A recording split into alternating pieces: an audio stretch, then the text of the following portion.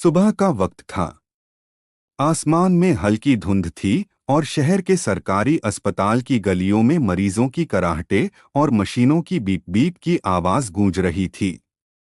उसी गली में एक थकी हुई और कमजोर औरत अपने हाथ में झाड़ू लिए फर्श साफ कर रही थी। नाम था सुनैना। उसकी आंखों के नीचे गहरे काले घेरे थे।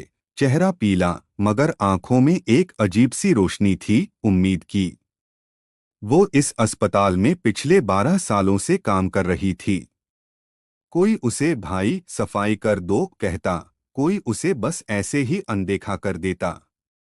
लेकिन आज वो अपने झाड़ू से ज्यादा किसी और चीज की चिंता में डूबी थी, अपने बेटे रवि की। रवि सिर्फ 10 साल का था। होशियार, चंचल और अपनी माँ का पूरा संसार। वो अस्पताल के पास वाले स्कूल में पढ़ता था और अक्सर अपनी माँ के पास आकर कहता, माँ, एक दिन मैं डॉक्टर बनूंगा ताकि तुम्हें झाड़ू नहीं लगानी पड़ेगी। सुनैना हंसती और कहती, बस तू खुश रह बेटा, मुझे और कुछ नहीं चाहिए। लेकिन किस्मत को कुछ और ही मंजूर था। पिछले हफ्ते रवि एक सड़क हादसे में बुरी तरह घायल हो गया था। सिर पर गहरी चोट लगी थी और अस्पताल में उसी कमरे में भर्ती था जहां आज सुनैना फर्श साफ कर रही थी। 15 डॉक्टरों ने उसे देखा, हर रिपोर्ट चेक की और आखिरकार कहा, मैडम, हमने पूरी कोशिश की। अब सिर्फ भगवान ही चमत्कार कर सकते हैं। ये सुनकर सुनैना की आंखों से जैसे जान निकल गई।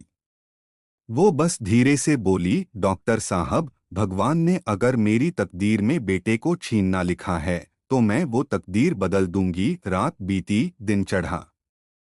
हर पल सुनैना आईसीयू के बाहर बैठी रही। ना खाना खाया, ना पानी पिया। कभी भगवान से बात करती, कभी अपने बेटे से, रवि, तू हिम्मत मत हारना, माँ यहाँ है ना, तू बस आंखें खोल ले। नर्सें देखकर हैरान थीं। इतनी गरीब औरत पर इतनी मजबूत। एक नर्स ने दूसरे से कहा, कभी कभी किसी मरीज की जिंदगी सिर्फ माँ की दुआ पर टिकी होती है। रवि की हालत हर दिन बिगड़ती जा रही थी। मशीनें आवाज दे रही थीं, दवाइयाँ काम नहीं कर रही थीं। डॉक्टर कहते, ब्रेन रिस्पॉन्ड नहीं कर रहा। लेकिन सुनैना हर सुबह वही करती, आईसीयू की खिड़की से अंदर झांकती, बेटे का माथा देखती और कहती, भगवान, अगर आज भी तू मेरे बेटे को सांस दे देगा तो मैं अपनी जिंदगी तेरे चरणों में रख दूंगी। फिर वो पल आया जिसने सब कुछ बदल दिया। रात के करीब 2 बजे का समय था। बाहर भारी बारिश हो रही थी। अस्पताल की बिजली बार बार जा रही थी। आईसीयू के अंदर डॉक्टर और नर्स ड्यूटी पर थे। रवि का हार्ट मॉनिटर धीमे धीमे कमजोर बीप दे रहा था। अचानक स्क्रीन पर एक सीधी लाइन आ गई। बीईई। डॉक्टर चिल्लाए, कोड ब्लू।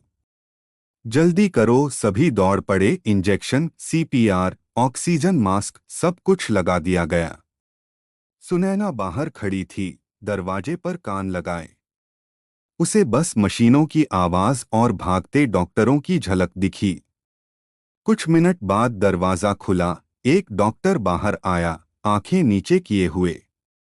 हमें अफसोस है, हमने कोशिश की। वो अब नहीं रहा। सुनैना वहीं गिर पड़ी, जमीन पर सिर पटक कर रोने लगी। नहीं, मेरा रवि नहीं गया। वो मरा नहीं, वो जिंदा है। नर्सों ने उसे उठाया, लेकिन वो नहीं मानी।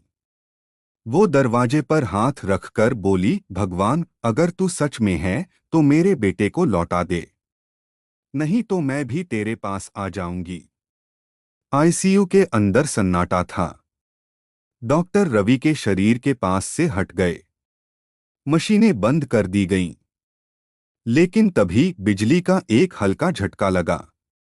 लाइट एक सेकंड के लिए झपकी और मॉनिटर पर एक हल्की सी धक धक धक की आवाज आई। डॉक्टर रुके। Wait his heart. नर्स बोली, सर, वो फिर से धड़क रहा है। सभी दौड़ पड़े। ऑक्सीजन फिर से जोड़ी गई। मॉनिटर की स्क्रीन पर हल्की सी लाइनें दिखने लगीं। धीरे धीरे सांसें वापस आने लगीं। डॉक्टरों ने एक दूसरे को देखा। ये तो नामुमकिन है, नर्स कांपते हुए बोली। सर, शायद कोई चमत्कार हुआ है। बाहर सुनैना अब भी रो रही थी। नर्स भागती हुई बाहर आई। मैडम, आपका बेटा वापस आ गया। सुनैना ने पहले यकीन नहीं किया। वो दौड़ती हुई अंदर गई। रवि की छाती हल्की हल्की ऊपर नीचे हो रही थी। उसके चेहरे पर हल्की सी चमक थी। सुनैना उसके पास झुकी, माथा चूमा और बोली, तू लौट आया बेटा। तूने माँ की दुआ सुन ली। पूरे अस्पताल में यह खबर आग की तरह फैल गई। वो बच्चा जिंदा हो गया। 15 डॉक्टर हार गए, पर वो लौट आया। डॉक्टर हैरान थे, रिपोर्ट्स भी हैरान। किसी ने कहा शायद मशीन में गलती थी। दूसरा बोला नहीं, ये माँ की प्रार्थना का असर है। अगली सुबह अखबारों में खबर छपी, सरकारी अस्पताल में चमत्कार, झाड़ूवाली का बेटा मौत से लौटा। सुनैना ने अखबार देखा, आंखों से आंसू टपक पड़े। मेरा बेटा चमत्कार नहीं है, ये मेरी आस्था की निशानी है। आईसीयू के बाहर लोग उसे देखकर हाथ जोड़ने लगे। कोई कहता, आपकी दुआ में बहुत ताकत है। कोई कहता, आपका बेटा भगवान का भेजा हुआ फरिश्ता है। पर सुनैना बस चुप रही। वो जानती थी, उसके लिए लड़ाई खत्म नहीं हुई थी। रवि की आंखें अब भी बंद थीं, मगर वो जिंदा था, और अब उसे वापस पूरी तरह पाने के लिए वो फिर से किसी चमत्कार की दुआ करने को तैयार थी। रात को वो उसके पास बैठी थी। उसने अपने झाड़ू को देखा, वही पुराना टूटा हुआ डंडा जो आज भी उसके साथ था। वो बोली, अगर इस झाड़ू से मैं जिंदगी की गंदगी साफ करती हूँ, तो अब इसी से मैं अपने बेटे की तकदीर साफ करूंगी। वो धीरे से रवि के पास झुकी और उसके कान में बोली, बेटा, माँ यहाँ है। और माँ तब तक यहाँ रहेगी जब तक तू अपनी आंखें खोल नहीं लेता। उस रात उसने मंदिर की घंटी नहीं सुनी, पर आईसीयू में किसी मशीन की बीप बीप धीरे धीरे बढ़ने लगी। शायद भगवान ने सच में सुन लिया था। 3 हफ्ते बीत चुके थे। रवि अब भी बेहोश था, लेकिन जिंदा था। हर दिन सुनैना आईसीयू के बाहर बैठी रहती, हाथ जोड़कर भगवान से कहती, बस एक बार उसकी आंखें खुल जाएं। एक दिन अस्पताल में एक नया डॉक्टर आया, डॉक्टर आर्यन। युवा, शांत और आत्मविश्वासी।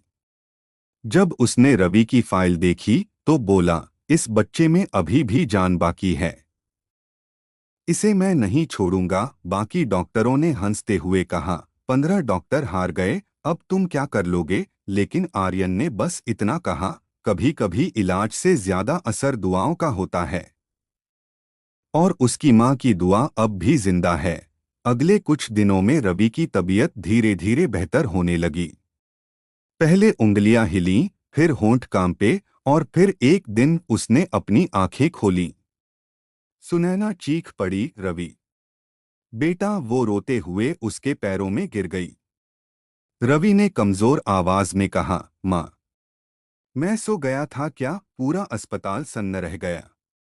डॉक्टर आर्यन की आंखों में भी नमी थी। उसने कहा, माँ की दुआ से बड़ा कोई इलाज नहीं होता। कुछ महीनों बाद रवि पूरी तरह ठीक हो गया। सुनैना ने मंदिर जाकर कहा, भगवान, आज मेरी जीत तेरी भी है।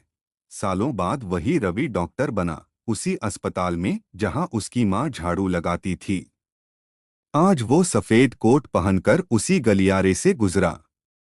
आईसीयू के सामने रुका, जहां कभी वो मौत से लौटा था। उसकी माँ उसके साथ थी, गर्व से चमकती आंखों के साथ। रवि ने कहा, माँ, अब मेरी बारी है दूसरों की जान बचाने की। सुनैना मुस्कुराई, बेटा, तूने साबित कर दिया कि दुआ और हिम्मत मिल जाएं तो मौत भी झुक जाती है।